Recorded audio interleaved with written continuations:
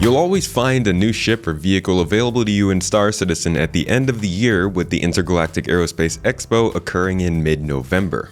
Let me show you what you can expect this year and when. And if you enjoy the video, consider subscribing and check out my exclusive videos on the main page for more if you'd like to support the channel. Thank you for coming to my Tomato Talk.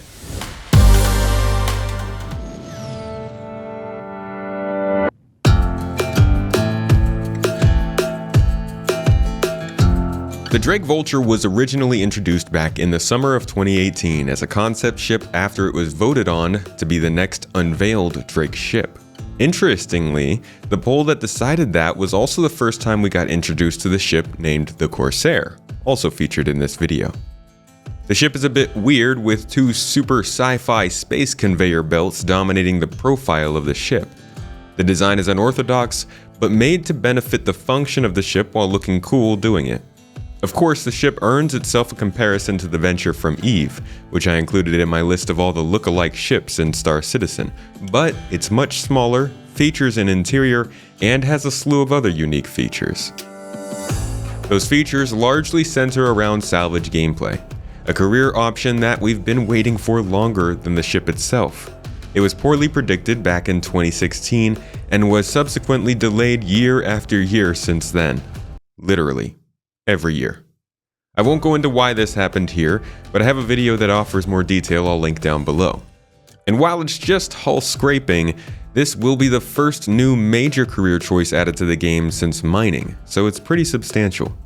But like I just said, don't be fooled. The ship is only introducing a certain aspect of salvage to the game. Just like mining is split up into segments like cracking rocks and boring holes, salvage contains subsections of gameplay as well, called hull scraping, ship munching, component recovery, and fluid siphoning. So you're not actually going to be tractoring pieces of ship into your ship muncher with that spaceship-sized tuning fork just yet. You'll just be using the lasers on the front to scrape off the hull. Besides the gameplay surrounding it, you're also getting a very detailed ship to live in as well. The Vulture keeps a small lower deck in the back for cargo, small vehicles, and the storage of any material you salvage from wrecks and want to sell or use later.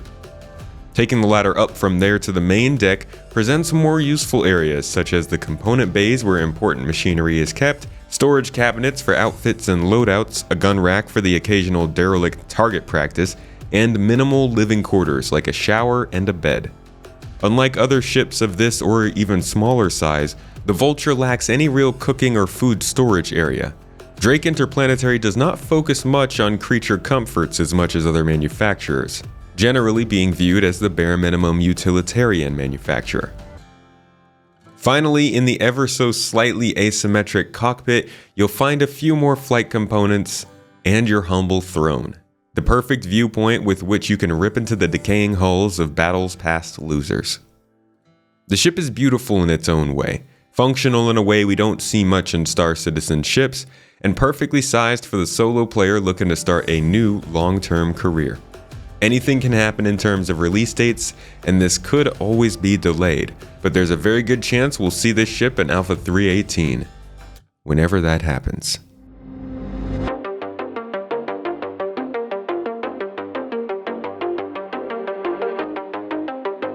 The Drake Corsair was first introduced during that same poll as the Vulture, as I mentioned, but we wouldn't see the actual design or learn any details until the spring of 2019. It is an exploration ship with an additional focus on combat, giving it an edge up in the guns department over similar explorers.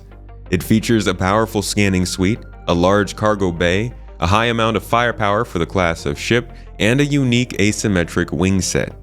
It comes in at 55 meters in length, which is right around the sweet spot in my opinion, and it crews up to 4 people. As a Drake ship, it follows the utilitarian design practices. It approaches problems in the same way as other Drake ships, with exposed framework and poorly hidden tubes and cords.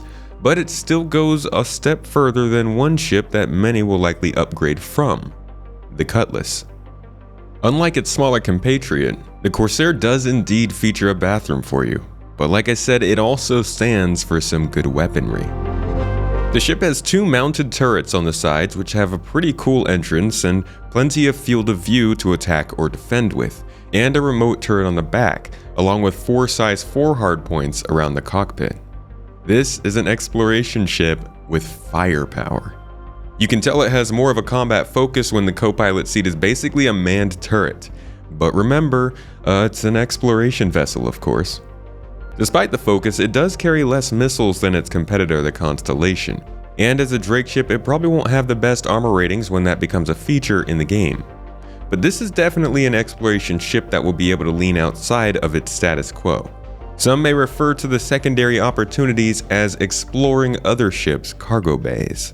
And if you go around exploring cargo bays, you'll need space to store all that booty. This is a mid-sized ship with space for up to 4 crew, beds, a very basic but still existent toilet, a kitchen to prepare food at, a mess hall with plenty of space, and a very cool elevator with awesome controls and the ability to actually reach the exterior of the ship, giving you a nice spot to kick back and sunbathe on when you're done killing and exploring.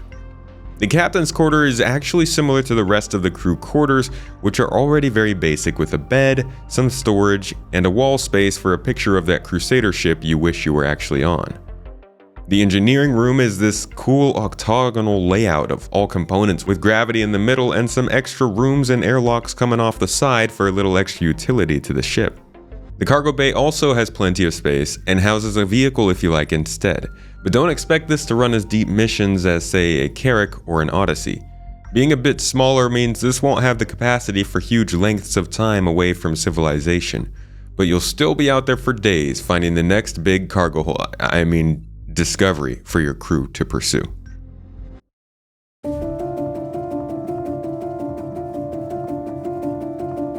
There's always something going on behind the scenes leading up to the Intergalactic Aerospace Expo, and this year is no different. CIG looks to have a few new vehicles to unveil to us. We don't know much, but from recent monthly reports we can see that there is indeed a ship that is ready to be released straight to flyable from September. The final art pass on an unannounced ship was completed in preparation for review this month. The ship team says, "We're very pleased with how this ship turned out. It was a great opportunity for us to push the workflow and visuals forward. For example, exterior lighting states, better looking glass and glows on exterior lights, new damage trims, and new artwork for countermeasures." It sounds like this ship could actually push the standard forward for future releases. And as of July, we were made aware from a gray box update that this ship would have at least a cockpit, dashboard, habitation area, and cargo hold. Now that is a duh on most parts, but we can at least be sure this is a ship with an interior that you can walk around. We know about a brief mention of the Drake Cutter in unofficial sources recently, and while we've heard the name in the past, anything can change to anything, so we don't really know much about what that ship could be. Given a ship was shown briefly in a teaser for the event, with Drake's CEO drawing attention to the unrecognizable vehicle at a Drake-sponsored show, I think it's a safe guess that we may see a straight-to-flyable ship that went from gray box to flyable in about 4 months' time.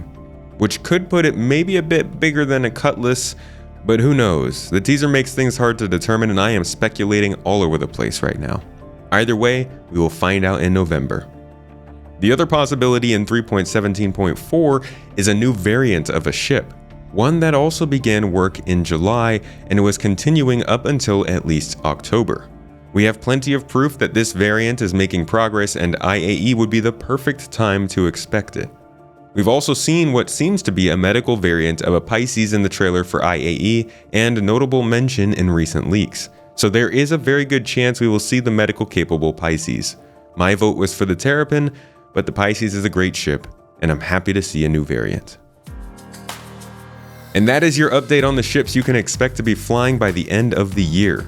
While Alpha 318 continues to be delayed and looks less and less like it's going to make it this year, you can at least expect a new variant, a straight-to-flyable unannounced ship, and the Corsair.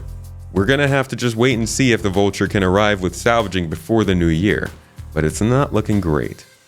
If you'd like to keep up with the news on that update and learn more about the development of Star Citizen as a whole, subscribe to the channel and come hang out on a live stream or two where we go way more into depths about this stuff and we can chat back and forth about any questions you might have. On my Monday stream, we'll be going over the latest monthly report in full detail. Whether I see you there or not, I hope you learned something new in this video, and I'll catch you in the next.